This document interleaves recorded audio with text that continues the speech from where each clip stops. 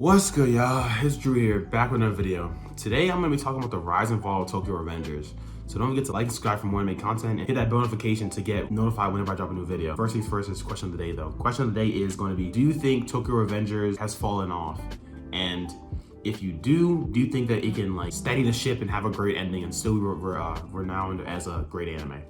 So honestly, people have been trying to get on me about this Tokyo Revengers stuff for a while because they know I'm a huge Tokyo Revengers fan, right? Because I think that the series is gas. I want to say the first 4 arcs, like it was just everything about Tokyo Revengers was really good.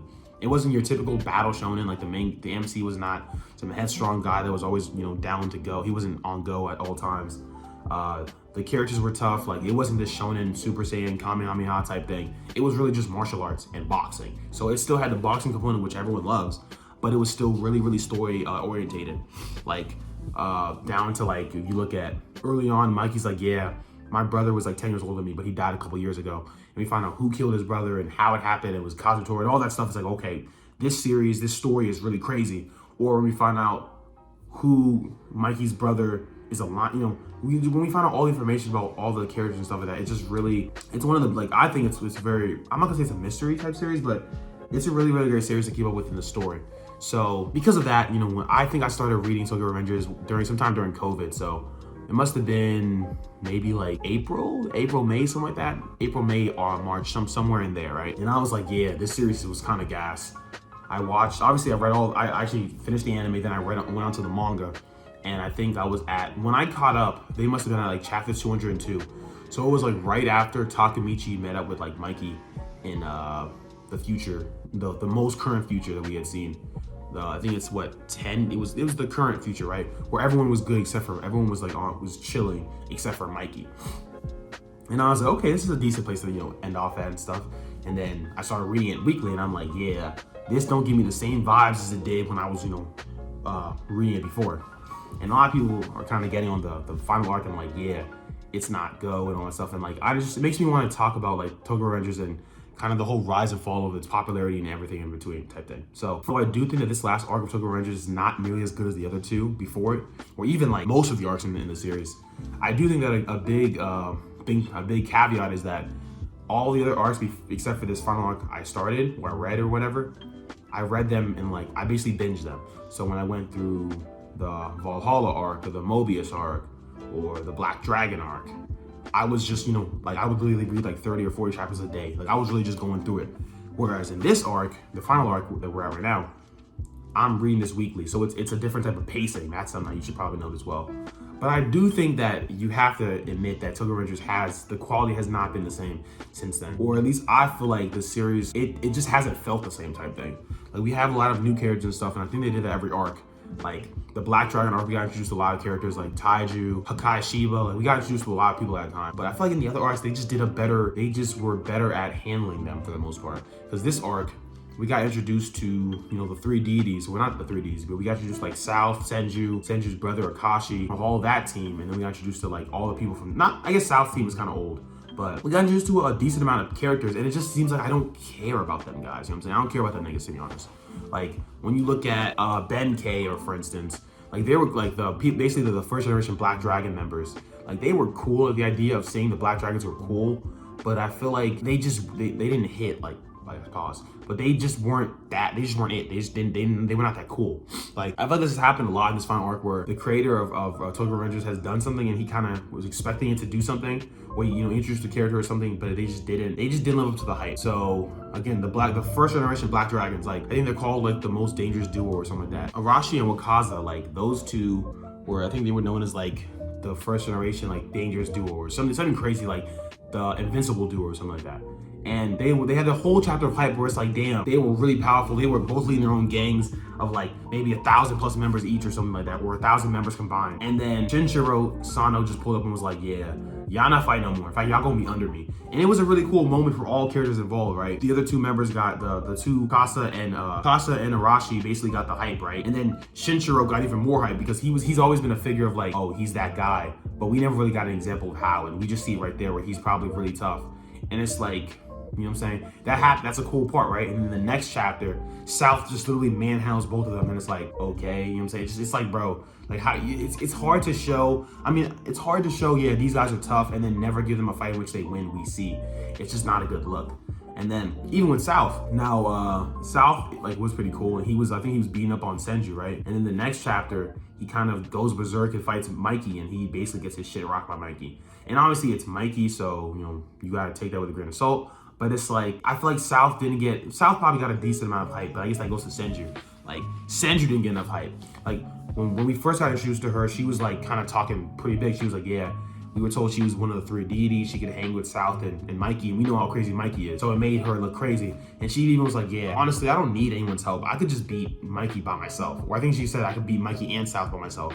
But I want you to take care of him because, you know, I want you to help defeat Mikey without actually hurting him type thing. But then the fight starts and she gets her ass beat by South, and then she gets beat up by Mikey, and she has to like surrender. It's like, bro, like she never got the hype that we were looking for. Sure, she was like hanging with South, I guess, but like she's becoming a disappointment, right? Another thing is like, oh, Draken. Like I mess with Draken. Like Draken's probably my favorite character, and I think, yeah, he's my favorite character in Tokyo Revengers, right? Just looking at the way he did him dirty, bro, like that, it was not key.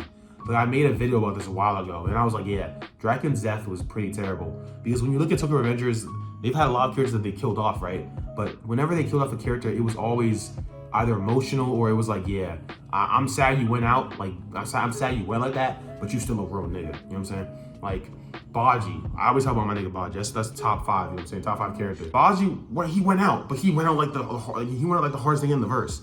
Like, he went out, he had a stab wound, and he still fought like 100 people. It's like, yeah, this is how you go. This is how you make a top tier fighter go out. Emma, she didn't really go out like that, like a, you know, arm swinging or whatever, but she still, her death was still very, very emotional because it was like, damn, you knew Mikey and Draken were really going to feel that in her death, and they ended up feeling it. I was like, but Draken, it was like, bro, like they just, some rando shot him. Like after all the hype of him maybe fighting South and doing all this stuff, like the way you make bro go out is like some random guy just shooting him. Like that's just how you end Draken's character. The best character you in your series. That's just how you gonna do him. You gonna do him this dirty. It's not a good look. Going back to the whole characters and how many new characters we got. Another problem with this, I think the last arc for me, is that all the characters we got, you know, accustomed to liking and to loving and type stuff, we just haven't seen them.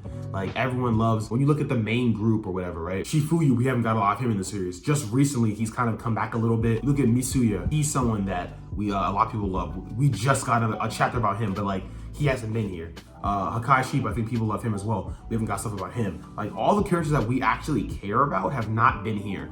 And instead we've gotten these characters that are like, okay, like they're here, but we just don't care about them. Or they're not, I don't think that the creator's done a great job in making us care about them.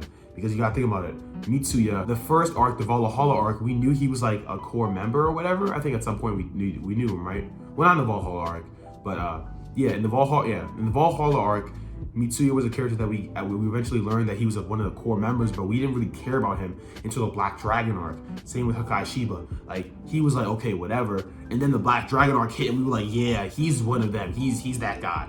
And similar for Shifuyu.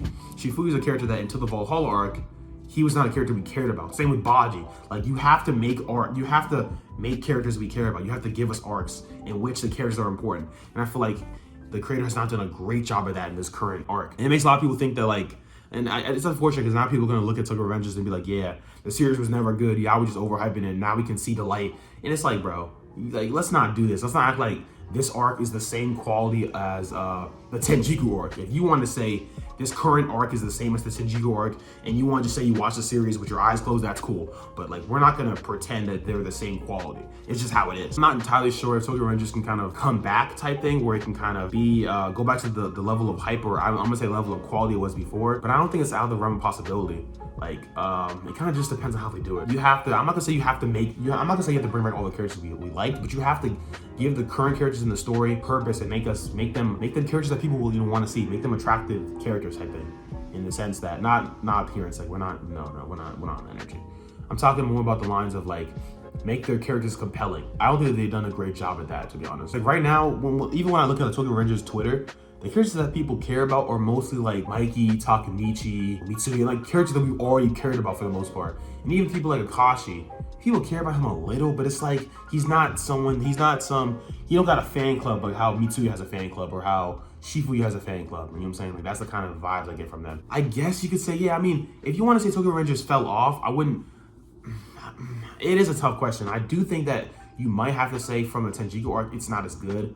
But for me, like, this arc that we're in, the first arc in which the series quote unquote has fallen off is the arc we're currently still in. So I'm gonna at least give Tokyo Revengers the arc to finish it up, because I never read any of the other Tokyo Revengers arcs weekly. So it's a different type of feeling. So if I did that, if I binge this arc, it might feel different like that. It might feel different, things like that. And also, like, it's hard to say a series is a wash because of one arc and you're still in that same arc that you're saying is wash. Like, at least let them finish it up. If they finish up the arc and, like, let's say this arc, is the end of the series, and they finish up the arc and they end it, and the ending is like mid, yeah, the series kind of fell off in this arc. Or, what I'm saying, if there's another arc and this arc still ends badly, yeah, the series might be kind of, or if there's another arc after this arc, what I'm saying, and that arc, if there's another arc after this one, and this arc ends really badly as well, and the next one starts out bad, then yeah, it fell off. But I'm gonna at least give Tokyo Revengers the benefit of the doubt, because up until this arc, like, I think it was peak fiction.